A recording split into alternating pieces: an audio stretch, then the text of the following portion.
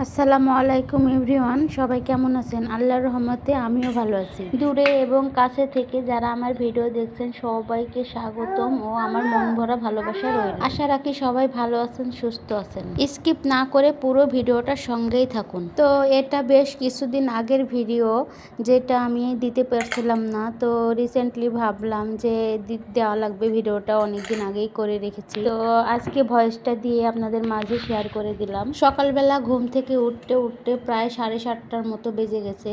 তো দেখি বাচ্চাগুলো, মানে হাঁসের বাচ্চাগুলো একদম কিচিরমিচির শুরু করেছে। তো কী করা, তাড়াহুড়ো করে সব কিছু বাদ দিয়ে আগে হাঁসটাই ছেড়ে দিলাম, কারণ ছোট ছোট বাচ্চা, তাদের মনে হয় ক্ষুধা পাইছে। তো এখন ছেড়ে দিয়ে, কলপারে ছেড়ে দিয়ে তাদেরকে খেতে দিলাম।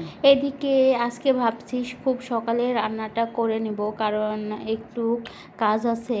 তো সকালবেলার দিকে মাছ নিয়ে আসতে, মাছটা কেটে নিলাম। এখন ভালো পেঁয়াজ দিয়ে হাতে মাখিয়ে মাছটা বসিয়ে দিব, যত তাড়াতাড়ি সম্ভব রান্নাটা করে ফেলবো। তো অফলাইনে এই কাজগুলো করে নিয়েছি, যেমন মাছ কাটা, পেঁয়াজ রসুন এগুলো কাটাকুটি, আবার থালা বাসন মাজা। সকালের খাবারটাও অফলাইনে খেয়ে ফেলেছি।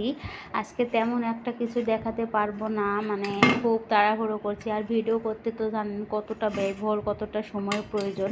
1 ঘন্টার কাজ 2 ঘন্টা লাগে করতে, ভিডিও যদি করি, কারণ ভিডিও করা, সেট করা, তারপরে আবার কাজ করা, এইভাবে কাজটা তাড়াতাড়ি হয়ে ওঠে না, একটু লেট হয়। তো আজকে কাজের খুব চাপ, এই জন্য ভাবলাম যে সব কাজগুলো শেয়ার করব না, একটু সামান্য কিছু আপনাদের মাঝে শেয়ার করি। আর এখানে চুলার কাছে ওটা বসিয়ে দিয়েছে, এখানে সাজনা তরকারি বসিয়ে দিয়েছি আলহামদুলিল্লাহ। তো দুপুরবেলা এর ফাঁকে কিন্তু আমি অনেকগুলো কাজ করে নিয়েছি, সেগুলো তো সকালে রান্না করেছিলাম।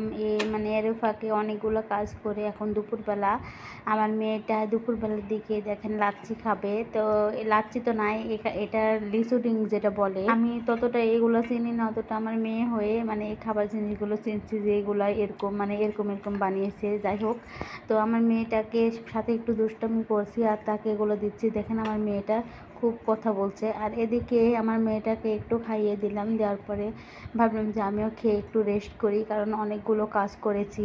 আর একটু রেস্ট না দিলে শরীরটা একদম খারাপ করবে। তো খেয়ে নিচ্ছি।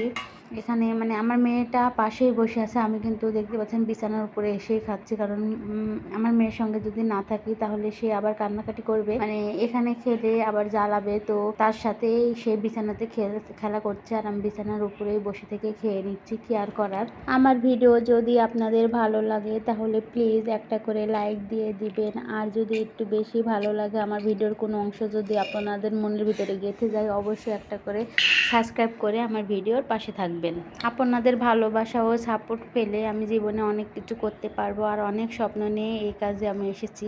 তো আপনারা যদি একটু সাপোর্ট করেন তাহলে অবশ্যই আমি জীবনে ভালো কিছু করতে পারবো। আর একে অপরের সাপোর্ট ছাড়া তো জীবনে ভালো কিছু করা সম্ভব নয়। আর আপনারা তো আমার পরিবারই, পরিবারের একটা অংশ। যেদিন থেকে আমি ইউটিউব চ্যানেলে আসছি, আমার চ্যানেল খুলছি, সেদিন থেকে আপনাদেরকে আমি খুব আপন ভাবি, আর আপনাদের মাঝেই থাকতে চাই। তো রাত্রেবেলা এখন আমার হাজব্যান্ড ফুচকা নিয়ে আসছে, আর এগুলো নিয়ে আসছে, বাজারে বিক্রি হচ্ছিল।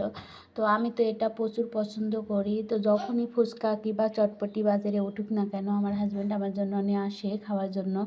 তো আমাদের তো গ্রাম অঞ্চলে সব সময় এগুলো উঠে না, তারপরেও একটা দুইটা দোকান বসে, শহরের মতো তো দোকানপাট সেরকম বসে না। তো যাই হোক, খারাপ কিংবা ভালো যেমনই হোক, আমার কাছে তো এটা ভালোই লাগে, আর ভালোবেসে এটা নিয়ে আসছে আমার হাজব্যান্ড। খেতে যেরকমই হোক না কেন, তারপরেও আমি আলহামদুলিল্লাহ, আমার কাছে কিন্তু খুবই ভালো লাগলো খেতে।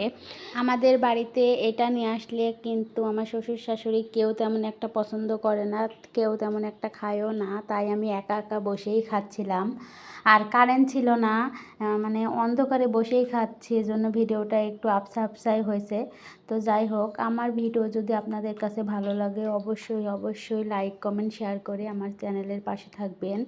আর অবশ্যই আপনারা আমাকে সাপোর্ট করবেন, যেন আমি অনেক দূর পর্যন্ত এগিয়ে যেতে পারি। সবার প্রতি শুভকামনা রইল। আল্লাহ হাফেজ, সবাইকে ভালো থাকবেন, সুস্থ থাকবেন, আর আমার চ্যানেলের পাশে থাকবেন।